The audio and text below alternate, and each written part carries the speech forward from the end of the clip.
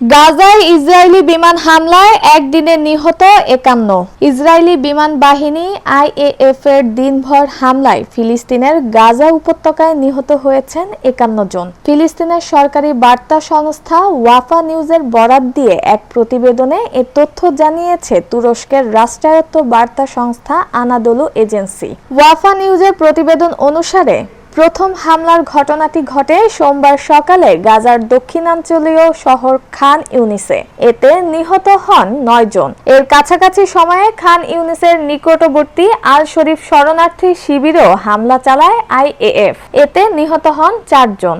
গাজার প্রধান শহর গাজা সিটিতে নিহত হয়েছেন মোট ১৯ জন। এদের মধ্যে ৯ জন শহরের মধ্যাঞ্চল, ৩ জন দক্ষিণ গাজা সিটি এবং ৭ জন উত্তর গাজা সিটির বাসিন্দা ছিলেন। উত্তর গাজার জাবালিয়া শরণার্থী শিবিরে নিহত হন আরও ১০ জন। এছাড়া উত্তর গাজার বেইত লাহা উপশহরে নিহত হয়েছেন ৯ জন। জাতিসংঘ ও আন্তর্জাতিক সম্প্রদায়ের পক্ষ থেকে এ পর্যন্ত বেশ কয়েকবার গাজায় সামরিক অভিযান বন্ধের জন্য ইসরায়েলের প্রধানমন্ত্রী বেঞ্জামিন নেতানিয়াহুকে আহ্বান জানানো হয়েছে।